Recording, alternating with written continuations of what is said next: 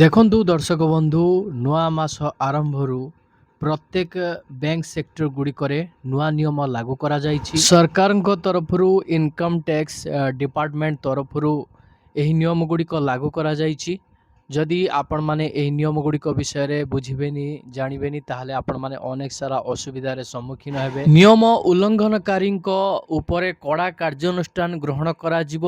ମୋଟା ରକମର ଫାଇନ୍ ଆପଣ ଦେବା ସହିତ ଅନ୍ୟାନ୍ୟ ଗୁରୁତ୍ୱପୂର୍ଣ୍ଣ କାର୍ଯ୍ୟ ଆପଣମାନେ କରିପାରିବେନି।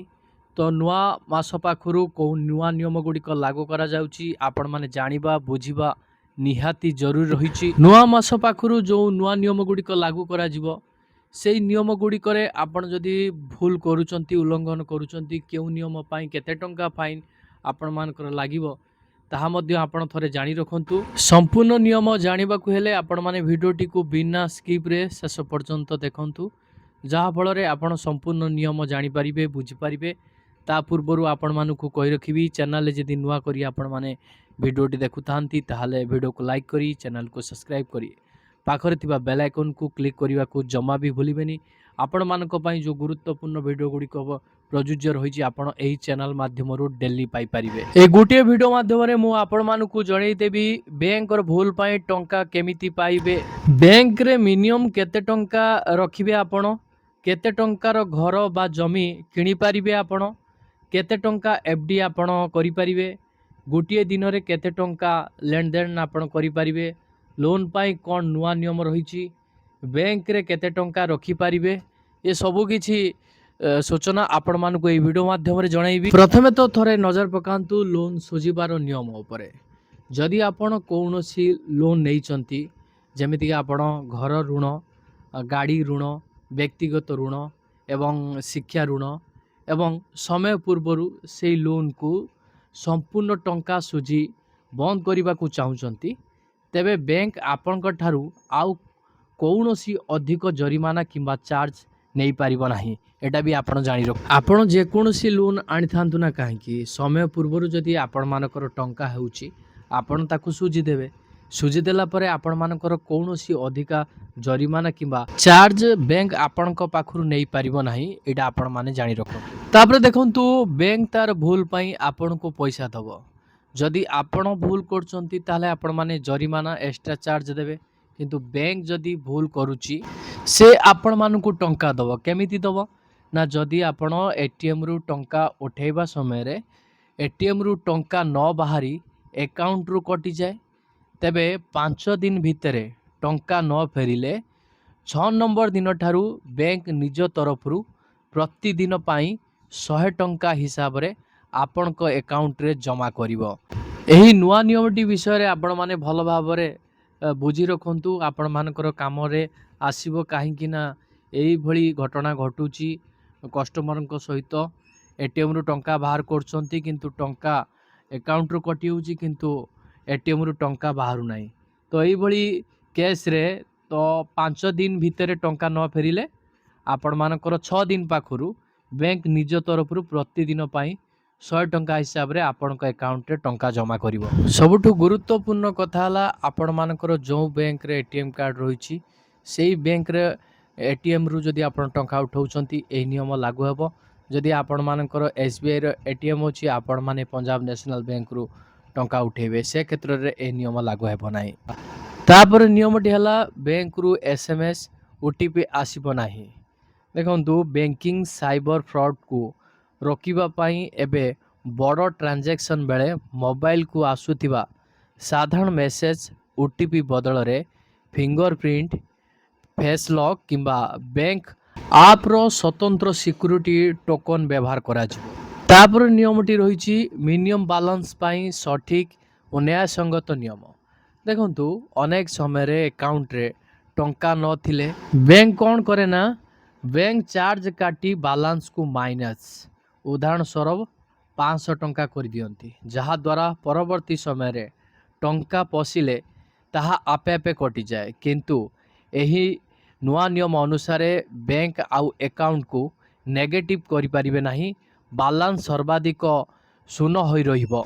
ତାପରେ ନିୟମଟି ରହିଛି ଲୋନ୍ ପାଇଁ। ଲୋନ୍ ପାଇଁ ମଧ୍ୟ ନୂଆ ନିୟମ ଲାଗୁ କରାଯାଇଛି। ଦେଖନ୍ତୁ, ଅନେକ ସମୟରେ ଫ୍ରଡ଼୍ କିମ୍ବା ବେଆଇନ ଲୋନ୍ ଆପ୍ ଗୁଡ଼ିକ ଗ୍ରାହକଙ୍କ ଫୋନ୍ ଭିତରେ ଥିବା କଣ୍ଟାକ୍ଟ ଲିଷ୍ଟ ଏବଂ ବ୍ୟକ୍ତିଗତ ଫଟୋ ଚୋରି କରି ନେଇଥାନ୍ତି ଏବଂ ପରେ ଲୋନ୍ ଟଙ୍କା ଆଦାୟ କରିବା ପାଇଁ ମାନସିକ ଭାବେ ହଇରାଣ ଏବଂ ବ୍ଲାକମେଲ୍ କରିଥାନ୍ତି। ଏହି ସାଇବର ଅପରାଧକୁ ରୋକିବା ପାଇଁ ଏବେ କୌଣସି ବି ଡିଜିଟାଲ ଲୋନ୍ ଆପ୍ ଆପଣମାନଙ୍କର ଫଟୋ, କଣ୍ଟାକ୍ଟ କିମ୍ବା କଲ୍ ରେକର୍ଡ଼ ମାଗିପାରିବେ ନାହିଁ। ତାପରେ ନିୟମଟି ରହିଛି, ଆପଣଙ୍କ ପାଖରେ ଯଦି ଗୋଟିଏ ସେଭିଂ ଆକାଉଣ୍ଟ ରହିଛି ଯେକୌଣସି ବ୍ୟାଙ୍କରେ, ତାହେଲେ ଆପଣମାନେ କେତେ ଟଙ୍କା ରଖିପାରିବେ। ଦେଖନ୍ତୁ, ସୀମା ଆପଣମାନଙ୍କର 10 ଲକ୍ଷ।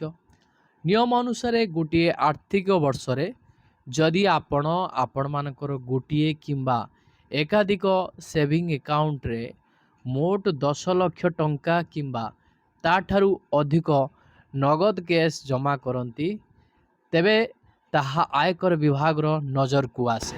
ତାପରେ ନିୟମଟି ବ୍ୟାଙ୍କ ସେକ୍ଟରରେ ରହିଛି, କରେଣ୍ଟ ଆକାଉଣ୍ଟରେ ନଗଦ ଜମା। ସୀମା ଆପଣମାନଙ୍କର 50 ଲକ୍ଷ। ନିୟମ ଅନୁସାରେ ବ୍ୟବସାୟୀମାନଙ୍କ ପାଇଁ ଥିବା କରେଣ୍ଟ ଆକାଉଣ୍ଟରେ ବର୍ଷକ ମଧ୍ୟରେ ଯଦି 50 ଲକ୍ଷ ଟଙ୍କା କିମ୍ବା ତାଠାରୁ ଅଧିକ ନଗଦ ଜମା କରାଯାଏ କିମ୍ବା ଆକାଉଣ୍ଟରୁ ଉଠାଯାଏ, ତେବେ ବ୍ୟାଙ୍କ ଏହାର ରିପୋର୍ଟ ଟ୍ୟାକ୍ସ ବିଭାଗକୁ ଦିଏ। ତାପରେ ନିୟମଟି ରହିଛି ବ୍ୟାଙ୍କ ସେକ୍ଟରରେ ଏଫ୍ଡିକୁ ନେଇ ବହୁତ ଚର୍ଚ୍ଚା ମଧ୍ୟ ବର୍ତ୍ତମାନ ଚାଲିଛି। ଅଧିକାଂଶ କଷ୍ଟମର ମାନେ ଏଫ୍ଡି ମଧ୍ୟ ବ୍ୟାଙ୍କରେ କରୁଛନ୍ତି। ଏହି ଫିକ୍ସ ଡିପୋଜିଟକୁ ନେଇ ମଧ୍ୟ ନୂଆ ନିୟମ ଲାଗୁ କରାଯାଇଛି। ଦେଖନ୍ତୁ, ସୀମା ଆପଣମାନଙ୍କର 10 ଲକ୍ଷ। ନିୟମ ଅନୁସାରେ ଗୋଟିଏ ବର୍ଷରେ ଯଦି ଆପଣ ବ୍ୟାଙ୍କରେ ମୋଟ 10 ଲକ୍ଷ ଟଙ୍କା କିମ୍ବା ତାଠାରୁ ଅଧିକ ଟଙ୍କାର ଏଫ୍ଡି କରନ୍ତି, ଚେକ୍, ଅନଲାଇନ୍ କିମ୍ବା ନଗଦ ଯେଉଁଥିରେ ବି ହେଉ, ତେବେ ବ୍ୟାଙ୍କ ଏହି ସୂଚନା ଇନକମ୍ ଟ୍ୟାକ୍ସ ଡିପାର୍ଟମେଣ୍ଟକୁ ପ୍ରଦାନ କରେ। ତାପରେ ନିୟମଟି ରହିଛି, ଗୋଟିଏ ଦିନରେ ଆପଣମାନେ ନଗଦ କେତେ ଟଙ୍କା ଗ୍ରହଣ କରିପାରିବେ। ସୀମା ଅନୁସାରେ ଆପଣମାନଙ୍କର 2 ଲକ୍ଷ ରହିଛି। ନିୟମ ଅନୁଯାୟୀ ଆୟକର ଆଇନ ସେକ୍ସନ 26(9) ST ଅନୁଯାୟୀ ଆପଣ କୌଣସି ବି ବ୍ୟକ୍ତିଙ୍କ ଠାରୁ ଗୋଟିଏ ଦିନରେ କୌଣସି ଗୋଟିଏ କାରଣ ବା ଟ୍ରାଞ୍ଜାକ୍ସନ ପାଇଁ 2 ଲକ୍ଷ ଟଙ୍କା କିମ୍ବା ତାଠାରୁ ଅଧିକ ନଗଦ ଗ୍ରହଣ କରିପାରିବେ ନାହିଁ।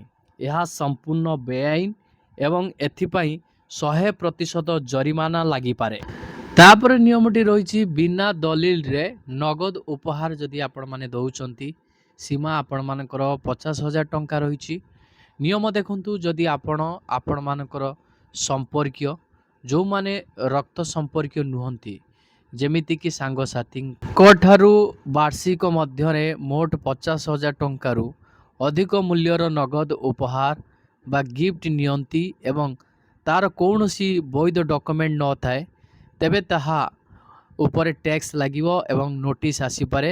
ତେବେ ନିକଟରେ ସମ୍ପର୍କୀୟ ଠାରୁ ମିଳୁଥିବା ଉପହାର ଏବଂ ବାହାଘର ସମ୍ପର୍କିତ ମିଳୁଥିବା ଉପହାର ଏହି ନିୟମରୁ ବାଦ ପଡ଼ିବ। ତାପରେ ଆପଣମାନଙ୍କର କ୍ରେଡ଼ିଟ୍ କାର୍ଡ଼ ବିଲ୍ ନଗଦ ପେମେଣ୍ଟକୁ ନେଇ ମଧ୍ୟ ନିୟମ ରହିଛି। ସୀମା ଆପଣମାନଙ୍କର 1 ଲକ୍ଷ ରହିଛି। ନିୟମ ଅନୁସାରେ ଯଦି ଆପଣଙ୍କ କ୍ରେଡ଼ିଟ୍ କାର୍ଡ଼ ବିଲ୍ ବାକି ସୁଝିବା ପାଇଁ ବର୍ଷକ ମଧ୍ୟରେ ମୋଟ 1 ଲକ୍ଷ ଟଙ୍କା କିମ୍ବା ତାଠାରୁ ଅଧିକ ଟଙ୍କା ନଗଦ ଆକାରରେ ଆକାଉଣ୍ଟରେ ଜମା କରନ୍ତି, ତେବେ ନୋଟିସ୍ ଆସିବାର ସମ୍ଭାବନା ଥାଏ।